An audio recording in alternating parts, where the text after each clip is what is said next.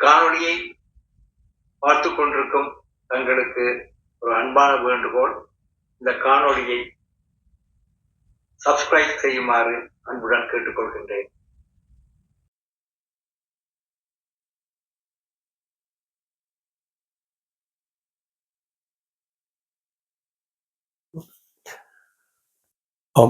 இங்கே நாங்கள் பேச இருப்பது நாடக ஆசிரியர் மாவை நித்யானந்தனை பற்றிய விஷயம். இதில் மாவை நித்யானந்தனை பற்றி நாங்கள் பேசுறதுக்கு முதல்ல அவர் செய்கிற வேலைகளை பற்றி நாங்கள் எல்லாம் அறிந்து கொள்ள வேண்டும். அறிந்து கொள்ளும் போதுதான் அவர் செய்கிற வேலை எவ்வளவு கனதியானது என்பதை நமக்கு புரியும். முக்கியமாக அவர் செய்கிற விஷயங்கள் என்னென்றால் சிறுவர் நாடகங்கள். அவர் பெரியவர்களுக்கு நாடகங்கள் போட்டிருக்கிறார், அதை பார்த்திருக்கிறார். ஆனால் நான் இப்போது பேச இருக்கிறது சிறுவர் நாடகங்கள் என்று. அந்த சிறுவர் நாடகங்கள் என்றது ஒரு ஐரோப்பாவில் கூட பிற்காலத்தில் தான் வந்தது. 18ஆம் நூற்றாண்டு என்று சொல்லக்கூடியது. அதாவது ஆரம்ப காலத்தில் ஜெர்மனை சேர்ந்த கிரீம் பிரதர்ஸ் என்று சொல்லப்படுற அவர்கள் ஸ்காண்டினேவியா, வட ஐரோப்பா எல்லாம் போய் அங்கே இருந்து அவர்கள் அந்த ஆக்களின் கிராமிய கதைகள், அதாவது கிராமங்கள்ல சின்ன சின்ன பிள்ளைகளுக்காக சொல்லப்பட்ட கதைகள், அதாவது இப்ப நாங்கள் என்ற சிண்ட்ரெல்லா கதை, ஸ்லீப்பிங் பியூட்டி, மற்றது ஸ்னோ ஒயிட் அண்ட் 7 டுவார்ஃப்ஸ், இப்படியான கதைகள் எல்லாம் உலக புகழ்பெற்ற சிறுவர் இலக்கியங்கள். இவர்கள் இலக்கியங்கள் ஆக்சுவலி. அப்ப இவைகளை எல்லாம் தேடி பிடிச்சு அவர்கள் தான் ஆரம்பத்திலே கொண்டு வந்தார்கள். அவர்கள் ஸ்காண்டினேவிய நாட்டுக்கு மட்டுமில்லை, ஈவன் இங்கே எல்லாம் ரஷ்யா எல்லாம் போய் இதே மாதிரியான விஷயம் எங்கட சமூகத்துல இருந்திருக்கு ஆரம்ப காலத்துல. ஆனால் எங்கட சமூகத்துல பிறகு அது அப்படியே விடுபட்டிருக்கு, ஒரு பெரிய கேப். அதாவது வரலாற்று காலத்துல இந்தியாவில கிராமிய கதைகள் இருந்தது. நாங்கள் பார்க்கிற ஜாதக கதைகள் என்றது பௌத்த இலக்கியத்துல பார்க்கலாம். அப்ப இந்த விஷயங்கள் அதை என்ன மாதிரி என்றால் அவங்க மிருகங்களை வைத்து அதன் மூலம் மனிதர்களின் அறம் விழுமியம் விஷயங்களை சொல்றது. அப்ப இந்த ஜாதக கதைகள் தான் ஆரம்பத்துல இந்தியாவில இருந்து பிற்காலத்துல அரேபியா வழியால போய் அங்க ஈசாப் நீதி கதைகள் நாங்கள்லாம் படிச்சிருப்போம். ஈசாப் நீதி கதைகளாக சொல்லப்பட்டது.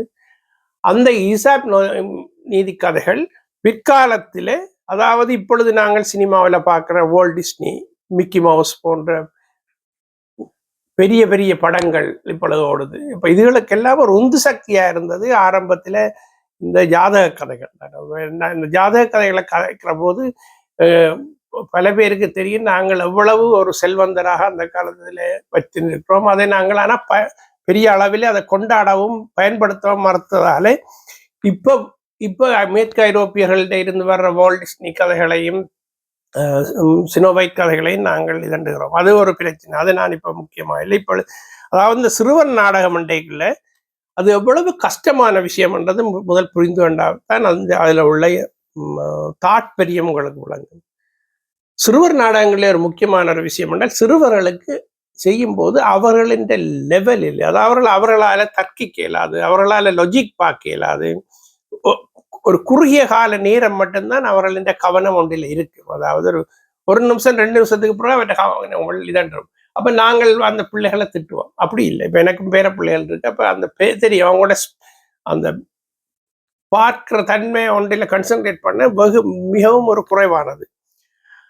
அப்ப அதற்கு ஏற்றபடியாக நாங்கள் அந்த கதைகளையோ நாடகங்களையோ தயாரிக்க வேண்டும். அப்ப முக்கியமா நீங்கள் பார்த்தால் சிறுவர்கள், மிருகங்கள் போன்றவை, அதாவது அவர்களுக்கு எளிதாக புரியக்கூடிய விஷயங்கள் தான் அதில் இந்த கதைகள்லையோ அந்த நாடகங்களையோ பாத்திரமாக இருக்க வேண்டும்.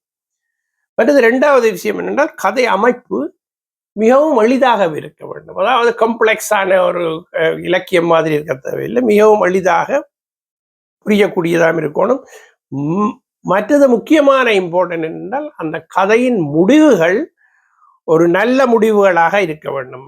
அதாவது நாங்கள் சிறு வயதில் படிச்சிருந்தேன், everything is fine after that என்ற மாதிரி, அது மாதிரியாக ஒரு மகிழ்ச்சியான முடிவுகளாக இருக்கணும். ஏனென்றால் அந்த அல்லாவிட்டால் அவர்களோட மனத்திலே அவைகள் ஒரு ஒரு காயங்களை உருவாக்கும். கதைகளின் உள்ளமைப்பில மிகவும் இலகுவான கற்பித்தல் கொண்ட நிரந்தர முடிவுகளா இருக்க வேணும். அப்போ ஒரு விஷயத்துல இப்ப ஈஷாப் நீதி கதைகள்ல பாத்தீங்கன்னா அந்த ஒரு தடிகளை தனித்தனியா இருக்கும்போது முறிக்கலாம். ஆனா ஒரு கட்டா இருக்கும்போது அந்த தடியை முறிக்க இயலாது. அப்ப அது ஒரு இலகுவான முடிவு. அந்த மாதிரி இருக்க வேணும். மற்றது முக்கியமான விஷயம் என்னென்றால், இன்னும் ஒரு முக்கியமான விஷயம் இங்க நான் சொல்ல வேண்டியது, சாதாரணமாக இலகுவான நடையில் இருக்க வேண்டும். அதாவது எழுவாய் பயனிலை அவ்வளவுதான் அங்க இருக்க வேண்டியது. அதாவது கூடின சொல்லுகள், அதாவது அன் கமா அதுகள் எல்லாம் வந்தால் பிள்ளைகளின் அதுகளால கன்சன்ட்ரேட் பண்ண இல்லாம போயிடும். அப்ப இலகுவான முடிவுகளாகும் சிம்பிள் லாங்குவேஜ் என்று ஆங்கிலத்தில் என்னால சொல்ல முடியும். தமிழ்லையும் அதே இலகுவான லாங்குவேஜா இருக்கணும். இதை விட இன்னும் ஒரு முக்கியமான விஷயம் இருக்கு என்னென்றால், காட்சி வடிவமாக இப்ப நாடகத்தை நாங்க பற்றி கேட்கிற வடிவமாக அது என்னென்றால் எங்களுக்கு பார்க்கிறது பிள்ளைகளால பார்க்கும் போது தெரிந்து கொள்ளும் இலகுவாக. அப்ப அதுக்கு என்ன செய்யணும்? சிறுவர் நாடகமாக இருக்க வேணும். அல்லாட்டல் சிறுவர் இலக்கியங்களை நீங்க பார்த்தால் எல்லாம் என்ன புத்தகங்கள், இந்த ஓவியங்கள் வரைந்த புத்தகங்களா இருக்கும்.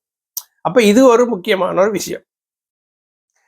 மற்றது குழந்தைகளின் இதுல இன்னும் கொஞ்சம் நாங்க போனால் சில இடங்கள்ல ஒரு மாயத்தோட்டம் என்று சொல்றது, ஒரு ஃபேண்டசி. அதாவது ஒரு குழந்தை பிள்ளை இந்த நாடகங்களை நீங்க பார்க்கல, அந்த ரபிட்டுகள் எல்லாம் பாயும், மேலே இருந்து கீழே விழும். அதனால சாதாரணமான நாங்கள் அது இல்லாம பார்க்கல, அதோட யதார்த்தம் இல்லை. அப்ப இதை சொல்றது ஒரு ஃபேண்டசி என்று. அப்ப அந்த ஃபேண்டசியல், அதாவது ஒரு யதார்த்தத்துக்கு அப்பாற்பட்ட ஒரு விஷயமா இருக்கல, குழந்தைகளுக்கு அது ஒரு சந்தோஷத்தை உருவாக்கும். அப்ப இப்படியான சில விதிகளை நாங்கள் வைத்து கண்டுதான் இந்த குழந்தை இலக்கியமோ குழந்தை நாடகமோ குழந்தைக்கான படங்களோ நாங்கள் எடுக்க வேண்டும். அப்ப இந்த விஷயத்துல எனக்கு தெரிய தமிழில மிகவும் தொடர்ச்சியாக இப்ப கடந்த கிட்டத்தட்ட ஒரு 35 வருஷமாக நான் ஆஸ்திரேலியாவில் இருக்கேன். அதுக்கு முதல் அவர் தெரியாது. தொடர்ச்சியாக அவர் செய்கிறது இந்த சிறுவர் நாடகங்கள், பாரதி பள்ளிக்கூடம் என்ற மூலமாக அவர் செய்கிறார்கள்.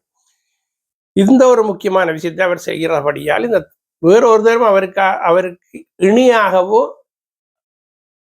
அல்லது அவரை கொப்பி பண்ணி செய்கிறதுக்குமே ஒரு 20 மில்லியன் ஒரு முக்கியமான விஷயம். ஸோ அப்போ உங்களுக்கு இப்போ நான் சொல்றேன், அதாவது ஏன் சிறுவர் நாடகங்கள் முக்கியமானது என்று. அதுலேயும் இன்னும் ஒரு முக்கியம் என்னென்றால், ஆங்கிலத்தில் படிக்கல அந்த பிள்ளைகளின் சிந்தனைகள் எல்லாம் ஆங்கிலத்திலே இருக்கும். ஆனால் தாய்மொழியான தமிழில் பார்க்கல ஆரம்ப காலத்தில் பிள்ளைகள் இலங்கையிலிருந்து வந்த பிள்ளைகள், இந்த தமிழ்நாட்டிலிருந்து வந்த பிள்ளைகளுக்கு அதை தாய்மொழியால் பார்க்கல அது மனத்திலே இன்னும் ஆழமாக பதியும். அதாவது இந்த தாய்மொழியில கல்விக் கொள்கை அந்த காலத்துல காந்தி சொன்ன விஷயங்கள் எல்லாம் அதுதான். அதாவது தாய்மொழியில தெரிஞ்ச மொழியில எங்களுக்கு சொல்லிக்கல அது ஆழமாக பதியும். ஸோ இது ஒரு முக்கியமான விஷயம். இப்ப நான் மாவ நித்யானந்தனை பாருங்க. இப்ப அவரை எனக்கு பல காலமாக தெரியும். அவர் ஒரு விதத்துல பல திறமைகளை கொண்டவர். அப்ப அவற்ற திறமைகள் நான் பார்த்தேன். இப்ப என்ன அந்த பத்திரிகையில, ஆங்கில பத்திரிகையில பகுதியில, உதயம் பத்திரிகையில ஆங்கில இதுகளில் அவர் ஏராளமான உதவிகள் செய்தவர்.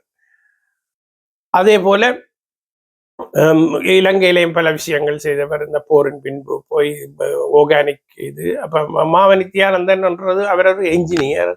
அது மட்டும் இல்லாம அவர் ஒரு அக்ரிகல்ச்சர் என்ஜினியரிங் என்ற போஸ்ட் கிராஜுவேட் செய்தவர். பல காலமாக ஒரு பெரிய ஆஸ்திரேலியாவில் பெரிய கேஸ் கம்பெனி ஒன்றில் பொறுப்பான பதவியில் இருந்தவர். ஸோ இப்படியான ஒரு மாவ நித்யானந்தன் எங்களுக்கு இந்த மெல்பர்னில் கிடைத்திருக்கிறது ஒரு பெரிய ஒரு அசட். நான் இப்போ அவரது கடைசியா நாடகத்தை அவர் நடத்தும் போது நான் அந்த இடத்துல இல்லை. நான் வெளிநாட்டில் இருந்தபடியா பார்க்க முடியல. நிச்சயமாக நான் அதை பார்க்க இருக்கிறேன். இப்போ மாவின் நித்திய விஷயங்கள் என்னென்னால், அவர் பெரும்பாலான ஒவ்வொரு விஷயத்தையும் தன் சொந்த பணத்தையும் சொந்த உழைப்பையும் போட்டு கிட்டத்தட்ட ஒரு நித்திர கொள்ற, எவ்வளவு தூரம் நித்திர கொள்றாரு தெரியல, ஒரு கிட்டத்தட்ட ஒரு நியாயமான நேரத்தை இதுகளில் பயன்படுத்தி கொண்டு உழைக்கிற ஒருவர். அதாவது ஒரு விதத்தில் நாங்கள் அந்த ஒருவரை சொல்லுவோம், அதாவது 2 விதமாக ஆக்கள் இருக்கணும் என்று ஒருவரை சொல்லுவோம்.